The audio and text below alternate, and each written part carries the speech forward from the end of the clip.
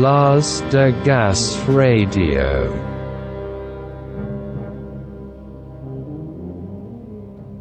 Nunca he contado de verdad lo que pasó esa noche. Cada minuto que no estoy contigo es un minuto perdido de vida. Pero cuando vas a volver, te echo de menos. Si algún día dejo de ser policía, te juro que te vas a enterar. Te importa todo una mierda. Él no me tiene. Solo tú me has tenido. Me has roto el alma, Rosa.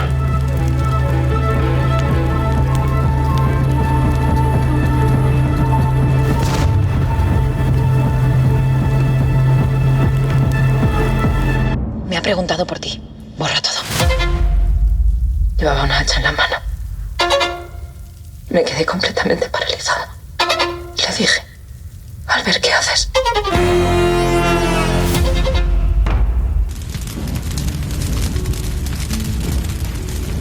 Love me tender, love me sweet, never let me go. You have made my life complete, and I love you so. Jorge. Love me Hola, Juan. Qué bonito es el amor, ¿verdad? Hasta que se acaba. La pasión y el deseo es lo mismo que el amor. A veces sí, a veces no. ¿Y crees que la pasión puede llegar a enloquecernos? Totalmente. Creo que es la cosa número 1 en la lista de cosas que te pueden volver loco. Pues sí, casi sin darnos cuenta, podemos convertir la magia del amor en una locura.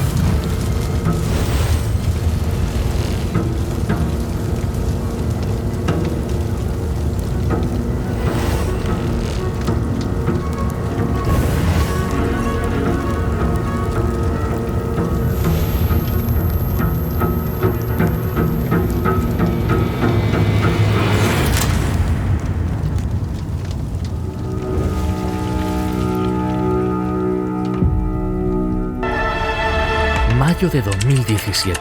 El cadáver de un hombre aparece calcinado en el interior de un coche en el pantano de Foix, en Barcelona. Se trata de Pedro, un agente policial. El suceso despierta rápidamente el interés de la opinión pública y más a medida que la investigación va revelando una red de relaciones tóxicas, engaños, violencia y escándalos sexuales que involucran a Pedro y dos de sus compañeros policías, su pareja Rosa y el exnovio de esta, Albert. Ahora, los hechos cobran vida de nuevo en la serie El cuerpo en llamas, una de las más vistas en Netflix desde que se estrenó. Protagonizada por Úrsula Corberó, José Manuel Poga y Kim Gutiérrez, entre otros actores. La crítica ha dicho: Una serie apasionante, tanto si conoces el crimen de la Guardia Urbana como si no. Un ritmo frenético que no te permite dejar de verla. Tras terminarla, la volví a empezar. Es aún mejor que la primera vez.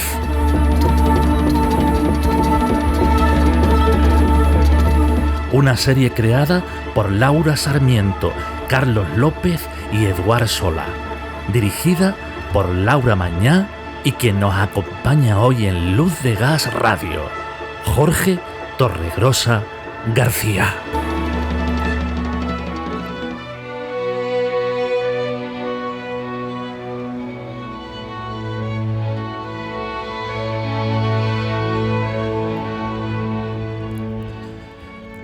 Jorge, los acusados fueron 2. ¿Pero por qué parece que solo es ella? Bueno, yo no creo que solo ella parezca la culpable, y de hecho creo que la serie explica que es una cosa mutua en que los dos tienen un aceleramiento en un momento dado y que cuando uno falla el otro lo apoya y al final son los dos, que es lo que dice la sentencia, que estas 2 personas colaboraron en planear y llevar a cabo este asesinato. Lo que pasa es que el centro de la historia es ella. Ella era la que tenía una relación con estos 2 hombres y ella es la que siente, desde luego en nuestra historia, estoy hablando siempre de nuestra historia, sí. La que siente que esa es la única salida a la situación en la que se encuentra. Y evidentemente ella es un personaje muy complejo, muy magnético, muy atractivo para el punto de vista de los que hacemos ficción y contamos historias, y bueno, ella se lleva la palma de eso y evidentemente la serie, ella es el centro de la serie, ella ocupa el 90% de las escenas, está casi todo el rato en plano y es su historia, su familia, su relación con su hija, porque el personaje de Albert es un personaje que tiene bagaje, pero es más un lobo solitario, entonces nos centramos mucho en ella por eso, pero no creo que la culpabilidad esté diluida, creo que está bastante repartida entre ambos. Si fuera un hombre el protagonista, ¿el interés sería el mismo? Creo que no, y además eso está contado en la historia. Nosotros hemos utilizado muchas veces diálogos de la serie como para colocar o bien pensamientos nuestros o pensamientos del juicio mediático que esto tuvo, y hay un momento dado que el abogado defensor de Albert expone la que va a ser su línea de defensa, que es: ella es una viuda negra, ella es una madre que mata, y eso va a cautivar la imaginación del público, del jurado y de los que tengan que juzgar esto. Ella es una víctima, y se cuenta, creo, muy bien en la serie, de machismo estructural en nuestra sociedad, en nuestro país, en el trabajo, en el cuerpo policial al que pertenece. Entonces, no queríamos diluir su responsabilidad, no pretendemos exculparla del asesinato, así lo dijo el juicio, pero sí queremos contar que también esta mujer es víctima de muchas cosas como las que te estaba diciendo. Ustedes que han investigado a fondo, incluso conocido a algunos de los protagonistas, ¿os habéis creado una opinión personal de lo que pasó? ¿Coincide con la de la justicia? Bueno, nosotros somos bastante cuidadosos en seguir la verdad judicial de lo que se cuenta del asesinato. Hemos tenido que crear una ficción, unos personajes basados en ellos, pero teníamos que recrear, pues ya te digo, sus circunstancias, sus relaciones, lo que les pasa por dentro. Al final, la serie, más que un thriller, que lo es un drama psicológico. Y nos adentramos en la psicología de estos personajes. Entonces teníamos que recrear muchas cosas, inventarnos circunstancias, utilizar lo que sabíamos de ella para pintar el resto del personaje, pues a lo mejor cómo eran sus padres, cómo era la relación con sus padres, cómo era la relación con sus parejas, cómo era la relación con su hija. Y éramos muy conscientes de que nos queríamos apartar, o sea, nunca hemos establecido contacto con los personajes reales de la historia. Siempre nos hemos querido guardar de eso. Queríamos tener nuestro propio punto de vista y no queríamos dejarnos llevar por eso. Pero sí teníamos mucha documentación. Se han escrito libros, se han llenado horas de televisión. Y sí hemos hablado con gente que de alguna manera sí estaba vinculada con el caso, especialmente con los Mossos d'Esquadra y con el equipo que llevó la investigación del caso esos días.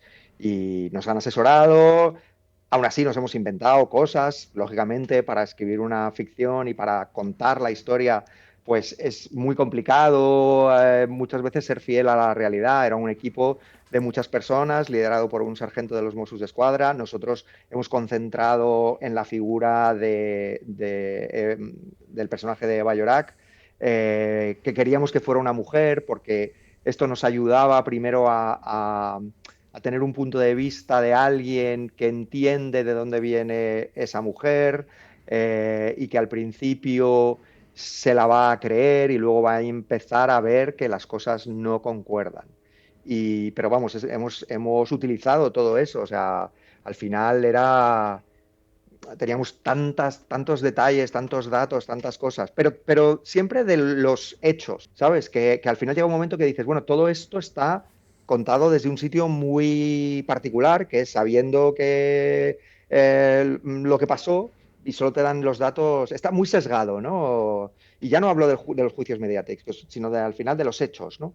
Entonces teníamos que recrear lo más bonito que puede hacer la ficción, que es meterte en la cabeza de un personaje y bueno, pues hemos utilizado esos datos para crear las circunstancias y muchos datos de los que había, porque ya te digo, había un exceso de información de datos.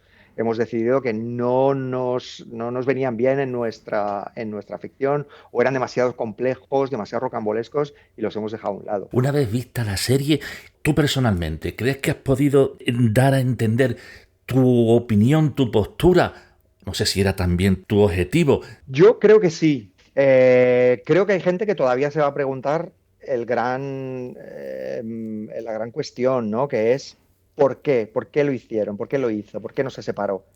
Yo creo que en la serie sí está contado que ella llega a una encrucijada, también informada por su pasado, ha tenido un caso anterior, lo que se vino a llamar la pornovenganza, donde llegó al juicio desacreditada porque ya estaba en prisión acusada de un asesinato. Entonces, esa sensación de que no la iban a creer y también la relación con Pedro, cómo se desarrolla en la serie, llega un momento que ella dice, yo no puedo dejarlo, no me va a dejarlo. Entonces es un poco una huida hacia adelante y creo que eso sí que se ve en la serie y se ve esa cosa como de destino inexorable, ¿no? Que también es una cosa muy como de cine negro, o sea, de que has tomado una decisión, hasta el último momento creo que se la ve dudando de debo seguir, debo pararme, ¿no? Y hay algo que es como es inevitable, ya toma la decisión, no puede echarse atrás, ya Albert está ahí preparado. Yo ya te digo, creo que sí lo hemos conseguido. Toda esa desesperanza, todas esas sensaciones. ¿Ella es más culpable? No, creo que todos son culpables. Había una cosa muy clara que teníamos en mente cuando empezamos a hacer esto, y que esto no era una historia de blancos y negros, ¿sabes? Que había muchos matices de grises. Y evidentemente ellos son los culpables, son los asesinos, pero también son víctimas de su historia y de sus circunstancias. Y también la víctima parece algo, ¿sabes? Que siempre tendemos como a canonizar a las víctimas y que nosotros queríamos contar gente real, gente con sus cosas buenas y sus cosas malas. Y en el caso de Pedro también. Creo que hemos sido bastante equilibrados, ¿no? En enseñar a un tío que es genuino, que se enamora, que lo da todo, que se siente culpable dejando a su pareja, pero que a la vez tiene unos celos patológicos y una necesidad de control brutal y que todos son matices, ¿no? Creo que hay muy pocos personajes que sean realmente positivos en la serie. Me parece que solo es la exmujer de Pedro, que parece como la más madura en su forma de relacionarse, ¿no? Es la que dice, bueno, ¿sabes? Crece, tío, tienes 40 años, tienes unas responsabilidades, no puedes evadirte así como así. O el personaje de la amiga, ¿no? Almudena, que en un momento dado se separa y dice, no, tengo que quedarme con mi marido simplemente porque tengo un hijo. O sea, si esto se ha acabado, se ha acabado.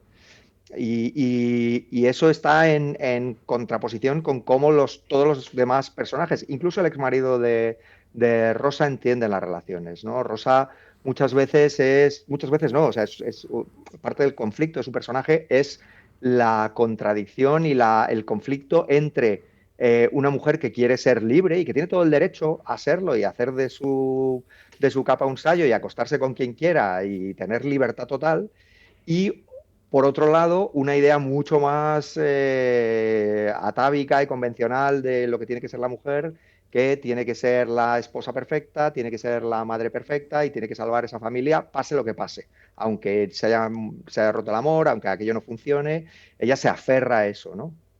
Soy el pecado que te dio nueva ilusión en el amor. Soy lo prohibido. Soy la aventura que llegó para ayudarte a continuar en tu camino. Soy ese beso que se da sin que se pueda comentar. Soy ese nombre que jamás fuera de aquí pronunciarás. Soy ese amor que negarás para salvar tu dignidad. Soy lo prohibido.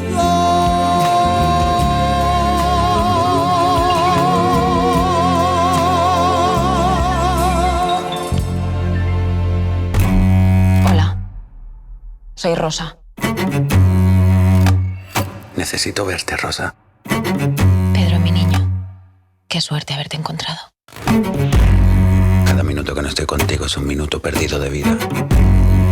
Quiero que todo el mundo sepa lo feliz que me haces. Me ha roto el alma, Rosa. Te vas con ese cerdo. No lo entiendes. Cada vez que lo vea en comisaría voy a saber que se está dando el amor de mi vida. Él nunca va a ser lo que tú has sido para mí. Él no me tiene. Solo tú me has tenido. Que no puedo más, Albert.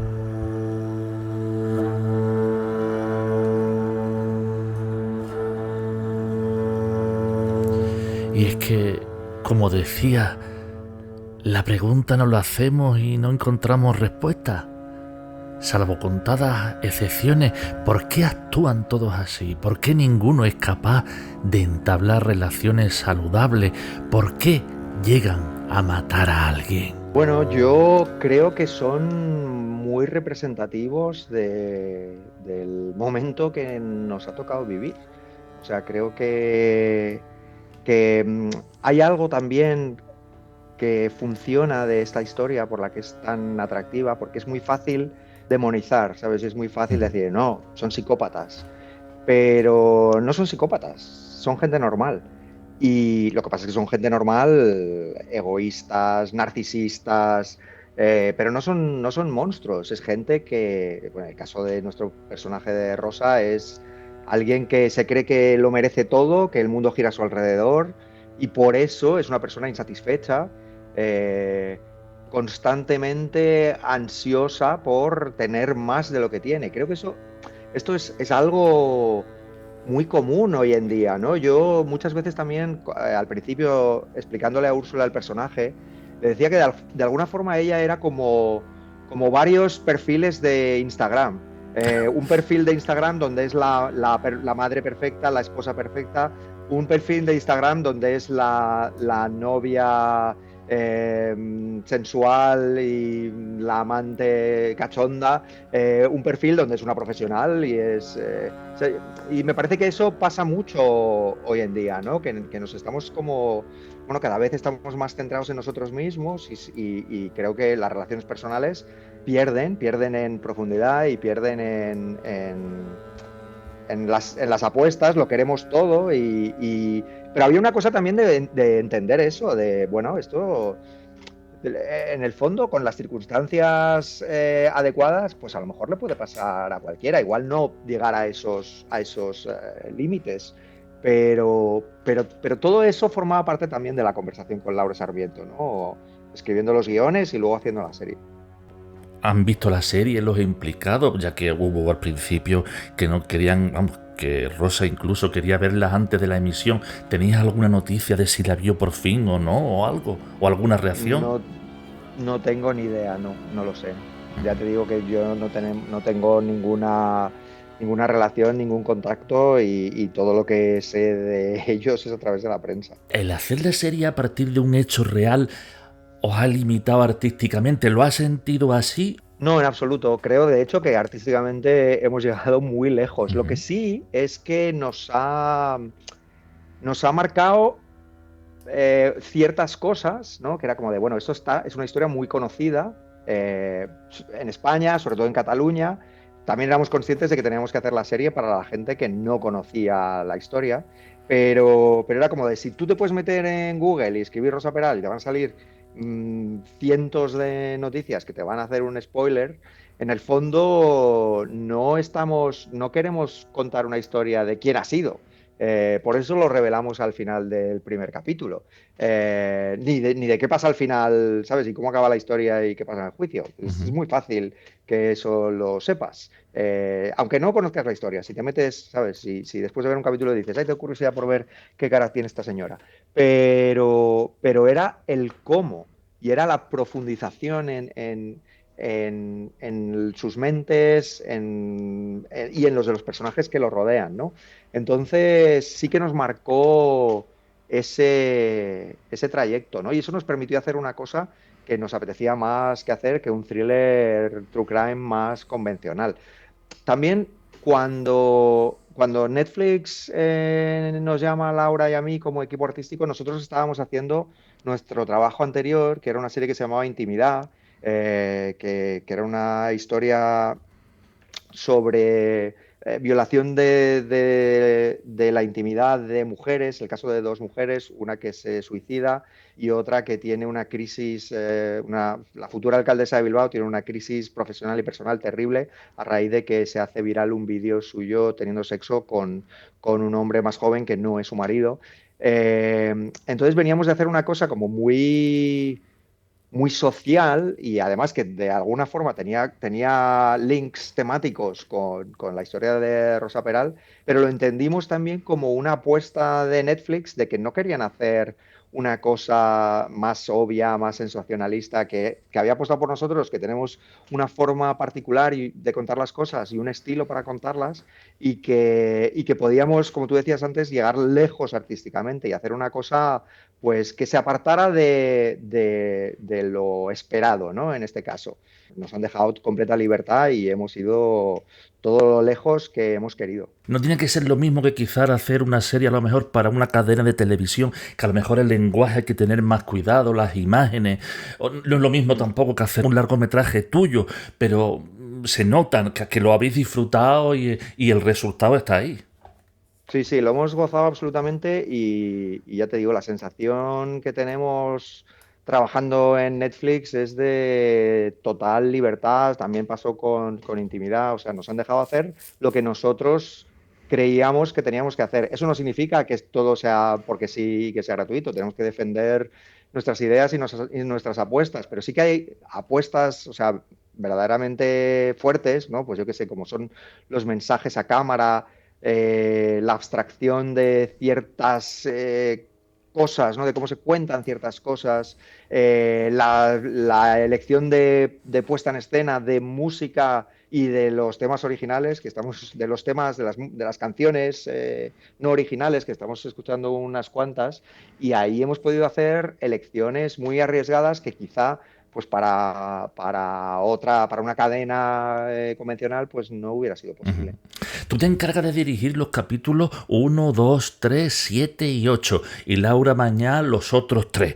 Es una práctica habitual el de tener varios directores o directoras, pero no sé si te sientes, y si a ella le pasará también algo parecido, que es como si te quitaran 3 hijos.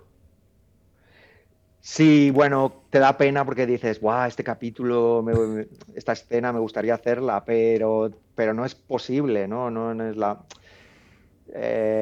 implica muchas cosas a nivel de producción que lo hacen mucho más complejo y, vamos, yo me hubiera muerto seguramente. Entonces, a mí me gusta mucho también trabajar con otros directores. Yo también ejerzo de productor ejecutivo, con lo cual, ¿sabes? No solo dirijo mis capítulos, sino que estoy desde la concepción de la idea de la serie hasta que se acaba el último trabajo de postproducción de todos los capítulos, y también como productor ejecutivo superviso los capítulos de otros directores, que en este caso solo ha habido una, que ha sido Laura Mañá, que además ha sido muy guay trabajar con ella, porque ella nunca había hecho una serie y nunca había tenido que trabajar con algo que ya viene dado, ¿no? El estilo, los personajes ya están establecidos, las relaciones, y tener que seguir ese hilo. Y ella decía, yo quiero que mis capítulos no parezcan de otra persona, quiero que se asemejen a los tuyos y que siga una coherencia estética y de puesta en escena y de todo.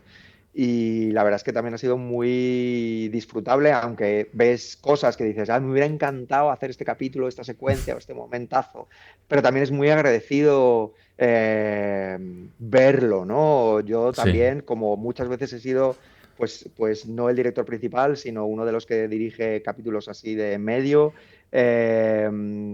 también les dejo mucha libertad a los directores para que hagan lo que creen que tienen que hacer. Y luego también como productor, recuerdo el día que fuimos a hacer el visionado del montaje de Laura Mañá del capítulo 5, con ese final apoteósico con la canción de Maciel, que la canción la había elegido yo y era como de, me flipa esta canción y creo que puede ser una secuencia increíble, y cuando lo vi se me saltaban las lágrimas, o sea, era como de, qué bien está hecho esto. Claro que me hubiera gustado hacerlo a mí, pero bravo tú y te celebro y qué bien y qué felicidad.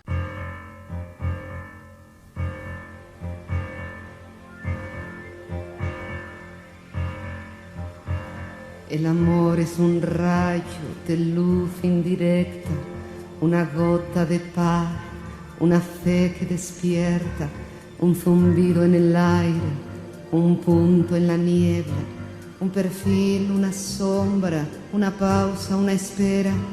El amor es un suave rumor que se acerca, un timbre a lo lejos, una brisa ligera, una voz en la calma, un aroma de menta, un después, un quizá, un haber, una meta. El amor va brotando entre el aire y el suelo, y se palpa y se siente, y hay quien puede verlo, y hace que te despiertes y pienses en él, y te llama despacio rozando tu piel.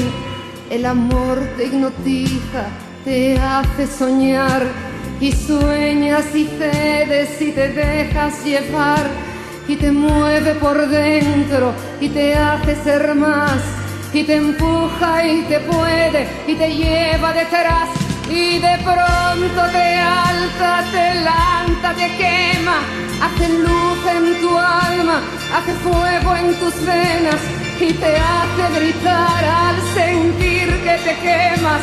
Te disuelve, te evapora, te destruye, te crea y te hace viajar en el filo del tiempo, remontando los ríos de 1000 universos, y te lleva a la gloria y te entrega a la tierra, y te mira y te ve y piensa y piensa. Novedades en el caso del policía hallado muerto en el pantano de Foix. 2 personas han sido detenidas, la novia de la víctima, también policía de Barcelona, y otro agente del mismo cuerpo. Todo apunta a que los 2 detenidos habrían mantenido en el pasado una relación sentimental. Fuentes próximas a la investigación revelan que podría tratarse de un crimen pasional.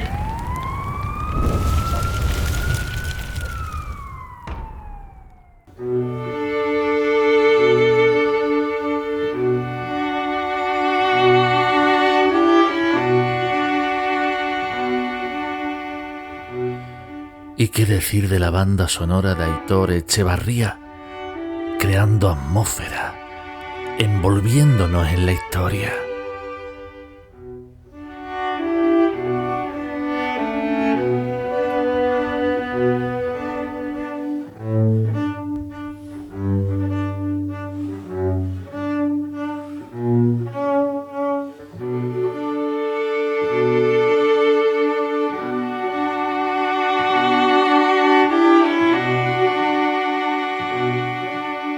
Y haciendo una lectura emocional también, ¿no? De las cosas que están en juego en la historia, ¿sabes? Al final es una historia de vidas rotas, de corazones rotos, de un montón de gente destrozada, ya no solo ellos, los protas, y por supuesto, evidentemente, la víctima, pero de toda la gente que les rodea, ¿sabes? De familias, exparejas, padres, hijos.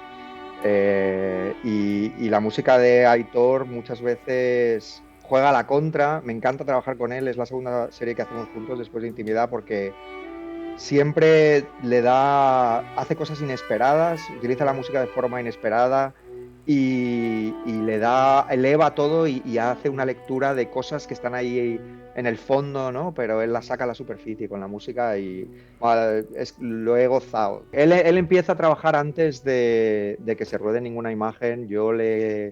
Se leyó los guiones y yo le empecé a contar cuál era mi aproximación conceptual. Y entonces él a partir de ahí empieza a crear y pues como 3-4 semanas antes de que empezara el rodaje ya me manda como 10 temas completamente diferentes que están en la serie ya, y luego hace otros muchos, pero ya estaba ahí como el corazón de lo que íbamos a hacer, ¿no? Y entonces también a mí me ayuda mucho porque ya sé cuál es el clima musical y sé para lo que estoy haciendo imágenes, ¿no? Y trabajamos muy a la par y eso es muy, muy agradecido. Ricardo de Gracia es director de fotografía, otra de las piezas fundamentales de la serie, sin duda. Creo que es la cuarta serie que hago con Ricardo. Nos conocimos haciendo Bajo Sospecha, casi accidentalmente. Luego quise que él hiciera mis capítulos de Fariña. Luego hicimos Élite juntos. Y es un director de fotografía soñado porque además se mete mucho en la historia, en los personajes, en la psicología, en la filosofía, en las cuestiones morales. Y entonces también hablábamos mucho de qué era lo que estábamos contando y cómo queríamos contarlo. Y estábamos siempre como comentándolo todo día a día, lo que preparábamos después del rodaje, ¿no? Y era como de esos elementos de extrañeza, esa forma de contar las cosas que de repente parece que no hay nada raro, pero hay un zoom que casi no te das cuenta, que se va centrando en una cosa, o hay una conversación de dos personajes que la cámara no está puesta en los sitios académicos, ¿no? Donde se pondría normalmente. Y eso pues transmite, aparte de esa rareza y esa inquietud, también cosas psicológicas, cosas de cómo no hay comunicación real entre los personajes aunque estén hablando, parece que no se miran, ese tipo de cosas, que a lo mejor no todos los espectadores se dan cuenta literalmente, pero es algo como que es parte del clima y que queda ahí, ¿no? Y que lo siente. Las escenas eróticas están muy cuidadas, muy elegantes, pero con una fuerza brutal. ¿Cómo las trabajasteis? De principio ya no queríamos, o sea, como sabíamos que el sexo era una parte importante de la historia y de los personajes y tenía que tener su lugar, pero sí que teníamos una cosa de que no queríamos que fuera el morbo gratuito y barato, ¿no? Queríamos que tuviera que ver con el resto del tono de la serie y que estuviera contado de una forma pues un poco sobria y utilizándolo para narrar. Entonces muchas veces hablábamos como de una cosa que era como un punto de vista entomológico, casi como si estuviéramos viendo pues unos insectos, y entonces eso también nos ayudaba como a a visualizar cómo se iba a ver eso. Y hay mucho de este punto de vista, lo que llamábamos punto de vista entomológico, en muchas de estas secuencias de sexo. Luego también contamos con un equipo de intimidad que vino y nos asesoró y ensayamos con ellas, con Tabata y con Lucía, que son actrices que se dedican a ayudarnos a los directores y a los actores a hacer estos momentos, a quitarles un poquito de pasarlo mal, porque siempre lo pasan mal, porque es difícil y la verdad es que también nos han ayudado muchísimo a crear estas escenas y luego también era muy fácil trabajar con los actores.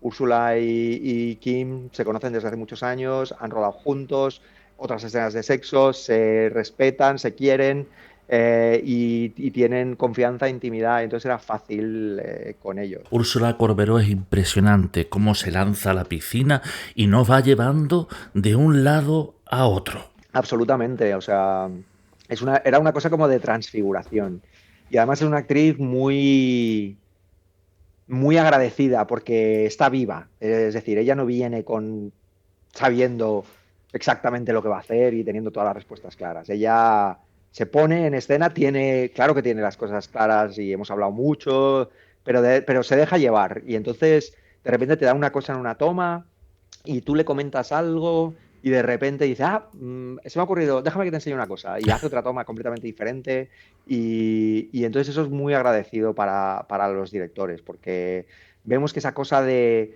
alquimia, ¿no? Al final la dirección de actores no es una ciencia exacta, cada actor es diferente, pide diferentes cosas, necesita que le hables de formas diferentes y esa viveza, esa espontaneidad y eso de que se convierta en el personaje que tú has soñado con todas sus capas, ¿sabes? De enseñarte la viuda doliente, la mujer a la que le está ocurriendo esto es terrible, te lo crees. Luego ver a la mujer que miente, que es manipuladora, que te cae mal incluso porque dices, pero ¿cómo es posible que sea así? Pero luego ves que de alguna forma tiene una conciencia y tiene unos sentimientos y unos remordimientos incluso, ¿no? Ha sido un viaje con ella increíble, ¿no? Y creo que la gente está reaccionando a esto, ¿no? Porque es revelador. Nosotros habíamos trabajado juntos hacía 10 años en una serie que se llamaba 14 de abril en la República. Ella tenía 23 y fue una gran experiencia, pero de repente reencontrarnos, tener esa ya confianza y esa intimidad ganada y vamos, nos hemos tirado a la piscina y hemos volado. Y la credibilidad que tiene. Yo no conocía la historia y no sabía para dónde ir tirando. Hacía conmigo lo que quería. Me sentí totalmente manipulado. Payaso, soy un triste payaso que oculto mi fracaso con risa y alegría que me llenan de espanto. Payaso, soy un triste payaso que en medio de la noche me pierdo en la penumbra con mi risa y mi llanto. No puedo soportar más mi careta y ante el mundo estoy riendo, pero dentro de mi pecho mi corazón sufriendo. Y ante el mundo estoy riendo y dentro de mi pecho mi corazón sufriendo. Nunca he contado de verdad lo que pasó esa noche. ¿A qué esperas? Ha aparecido el vehículo de Pedro en el pantano de Foix, quemado. Y en el maletero hemos encontrado un cadáver. Creo que fue Javi. ¿Tu exmarido? Me has querido joder, pero bien. ¿Por qué me preguntas a mí? ¿A quién debería preguntar? A Albert López. ¿Ese es el amante? Nunca he salido con Albert. Parejita, disimuláis como el culo. Rosa, tienes que contármelo todo. Pensé que le iba a darme lo que tú no podías darme. Yo no soy el segundo plato de nadie. ¿Dónde vas cuando te mueres? Pues al cielo. ¿Dónde vas a ir? ¿Con los angelitos? ¿Qué razón iba a tener yo para matar a Pedro? No hace falta entender un crimen para demostrarlo. Se aprovechó de ti y ahora quiere que pagues por todo. La puta mierda voy a decir que soy el tonto al bote. Me estás pidiendo que mienta. Te estoy pidiendo que hagas lo que tienes que hacer. ¡Rosa! ¿Cómo es, Rosa? Normal. Una chica normal.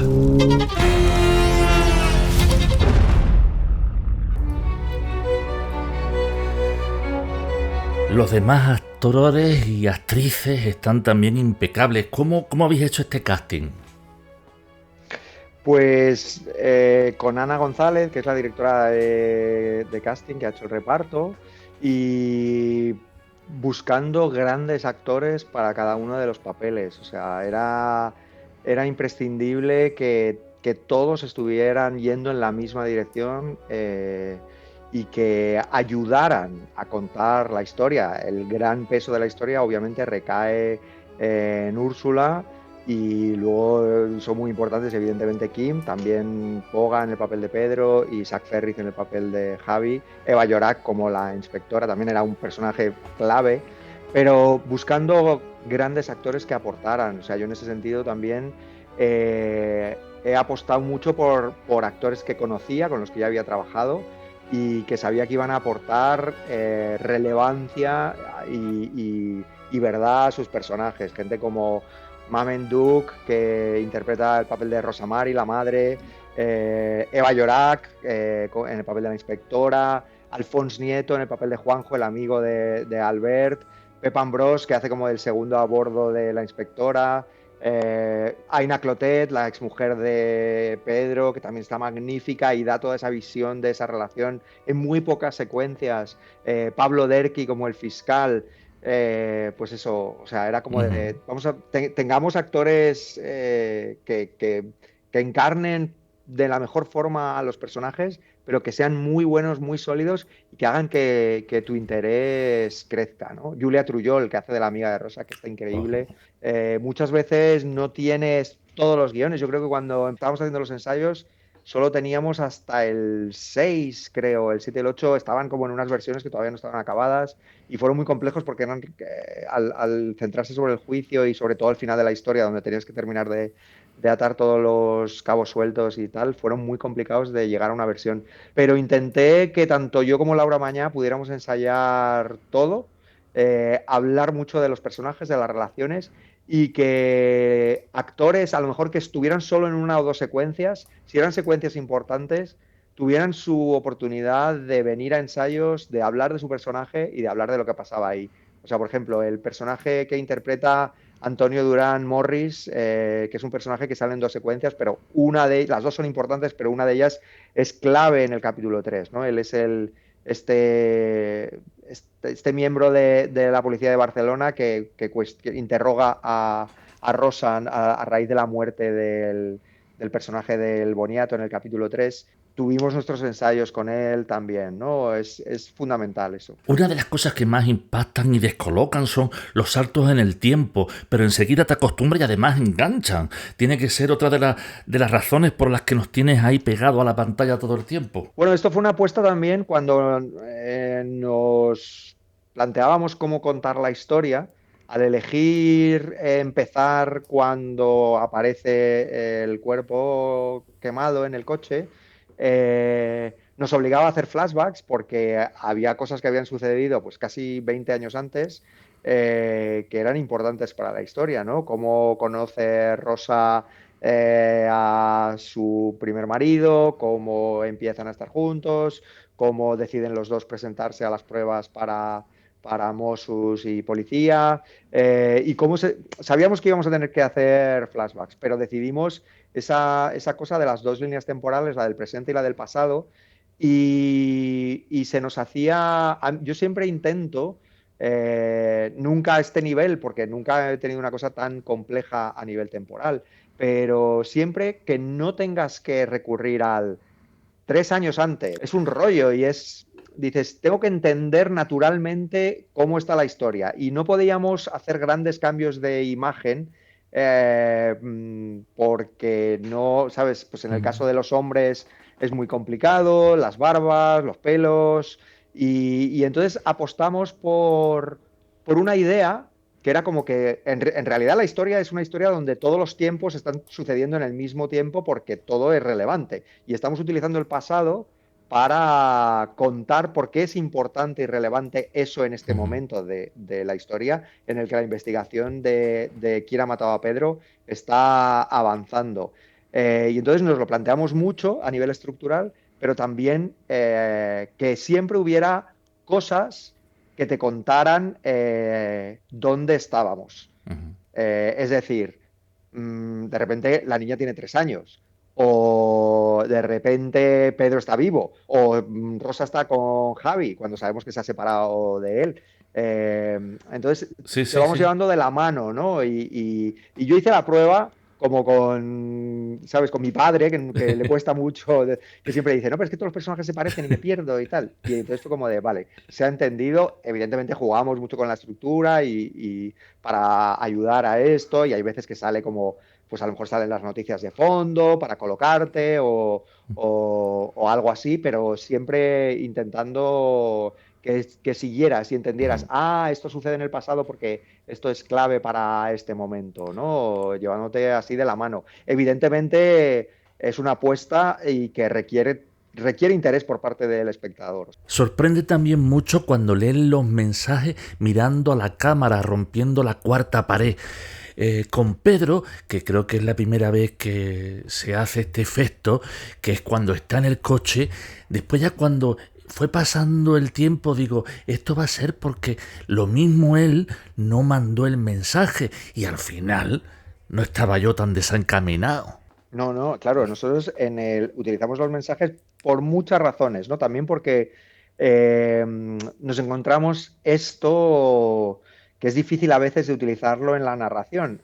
Cuando contamos historias actuales, me ha pasado en otras series anteriores, es que, claro, nos comunicamos mucho por mensaje y esto no es fácil de contar, o sea, o lo sobreimpresionas, que es un rollo porque da una cosa ahí como adolescente, ¿no? Con emoticonos y tal, como hacíamos en Élite, o enseñar en la pantalla del móvil. Pues es un rollo también, porque si tienes un mensaje largo te hace imposible el montaje, porque tienes que hacer un plano muy cerrado y tienes que mantenerlo mucho tiempo en pantalla para que se pueda leer.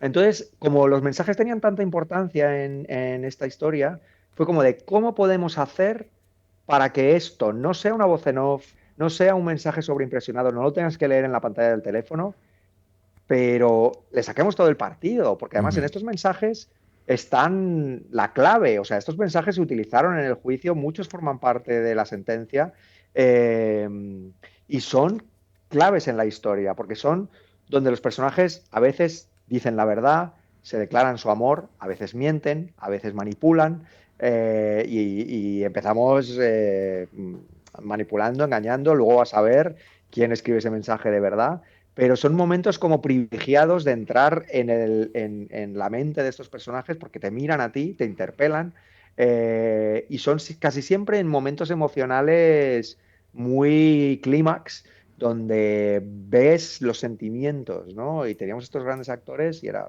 pues vamos a utilizarlo. Cuando se acerca el final, que es lo que debería ser así como más trepidante, le toca el turno al juicio, que podría parecer más estático. Sin embargo, conseguís que no decaiga la intensidad ni un instante.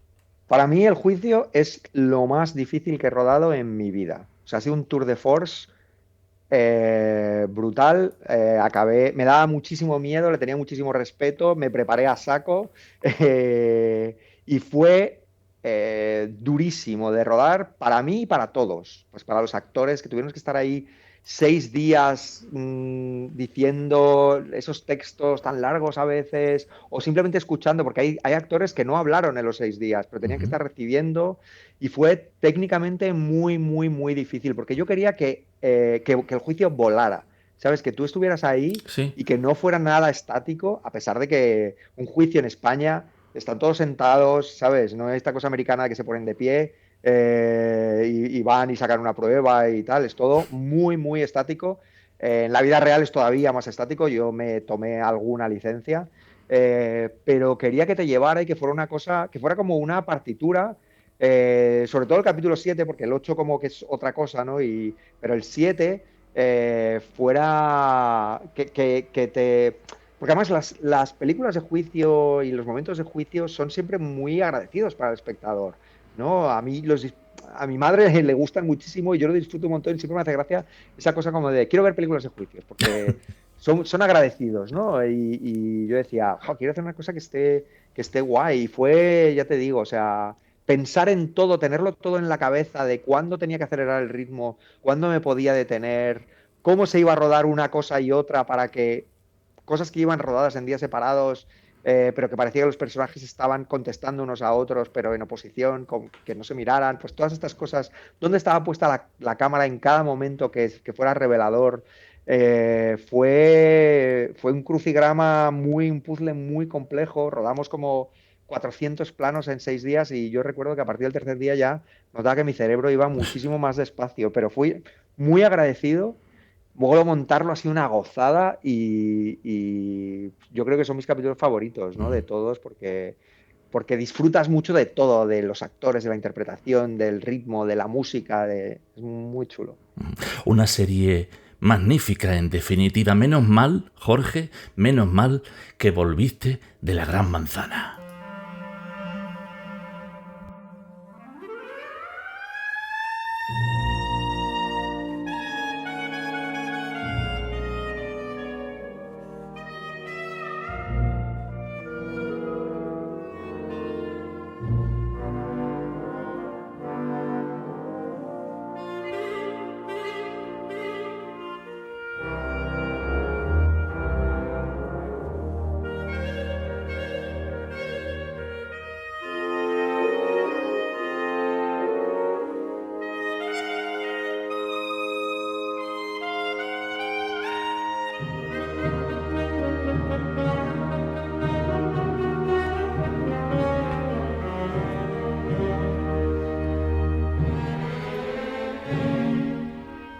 Jorge Torregrosa García es un director de cine y televisión español nacido en Alicante un miércoles 3 de octubre de 1973.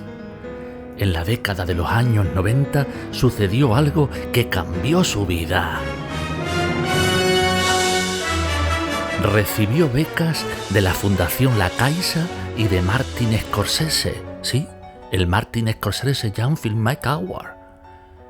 Gracias a eso residió en Nueva York, donde permaneció 10 años y completó su formación con un máster en cinematografía en el posgrado para directores de la Tisch School of the Arts de la New York University.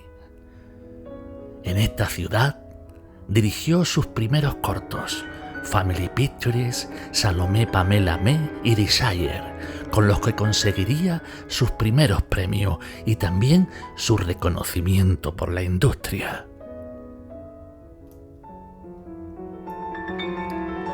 A la vuelta a España, alternó la dirección de cortometrajes como Mancha y Verano o Los defectos de Andrés con vídeos musicales para artistas como Antonio Orozco o Nahuan Inri, anuncios comerciales y series de televisión como Élite, Fariña, Gran Hotel, La Señora, Heredero, Imperium y muchas otras.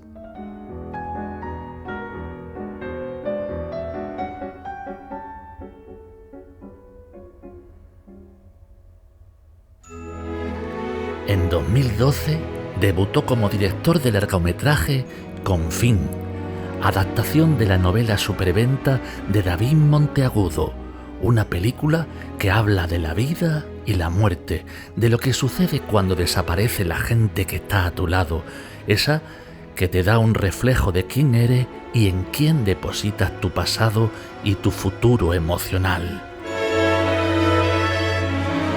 Y en 2013 volvió a la ciudad de los rascacielos, a la Gran Manzana, para rodar La vida inesperada, con un guión que puso en sus manos Elvira Lindo y protagonizaron Javier Cámara y Raúl Arévalo, donde vuelve a hablar de supervivencia, del paso del tiempo y el peso inevitable de nuestras decisiones, porque la vida es solo una y avanza inexorablemente.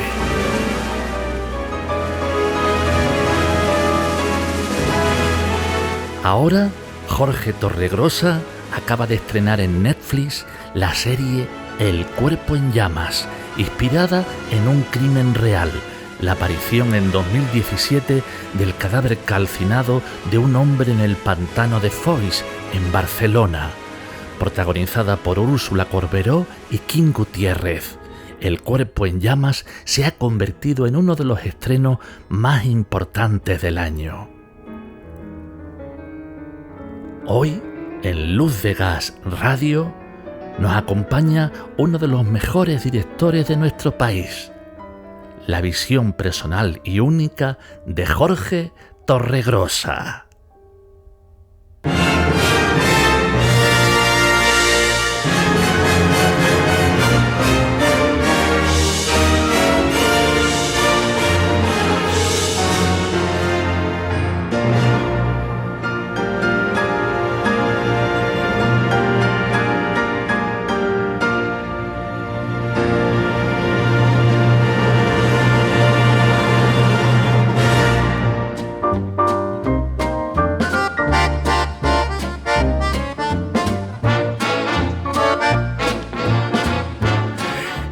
¿Pensado qué hubiera pasado si te hubieras quedado allí, Jorge? Qué bonito, te tengo que decir primero, joder, que cuenten la vida y milagros de uno a ritmo de Rhapsody in Blue de Gershwin. Suena todo muy épico y es muy chulo. Muchas gracias.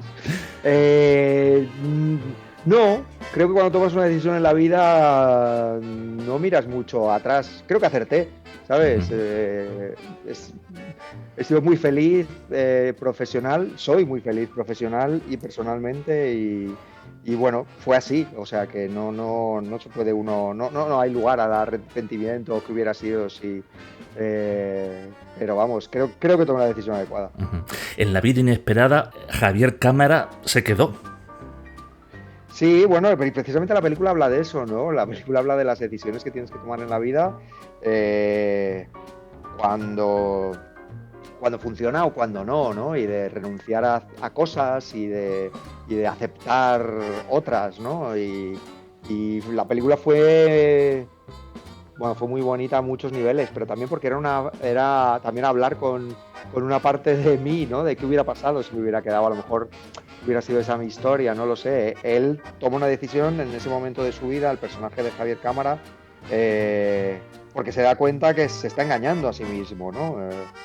Y bueno, eso pues cuando pasa está bien que te des cuenta y digas, mira, pues dejo de engañarme y lo que apuesto es por esto, ¿no?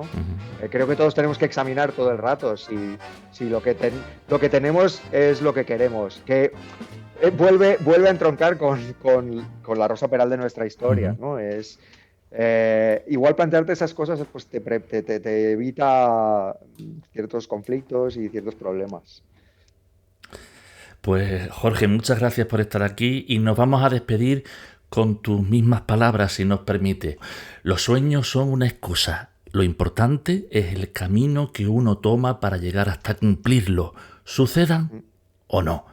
El cine es muy parecido. Una película es un producto acabado, pero lo fundamental es todo el camino recorrido hasta llegar a terminarla. Hi, Miss Brodsky. Hi, how are you? How can I help you? I need to get a couple kinds of cheese.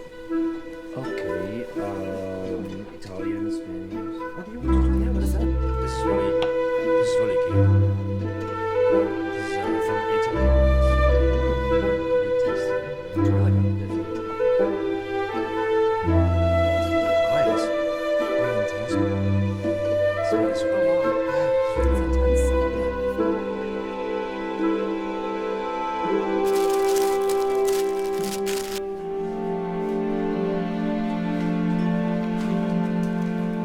Thank you.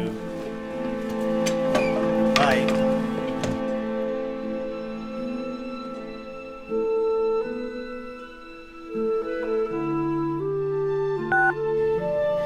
Juan, it's me. It's Jojo. Hi. I shouldn't have called, but I couldn't wait any longer. I followed your advice. I've gone out a couple of nights with one of the guys in the play. He's not as good an actor as you are, but he's young and cute. But I don't have a lot of time to have fun. When I'm not working, I'm preparing a new collection. Well, I hope you still think a little bit about me. Don't worry, I'm not gonna say I love you.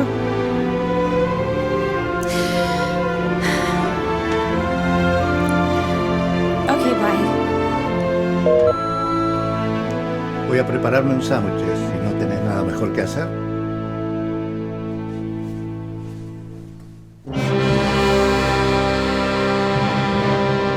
Lars de Gas Radio.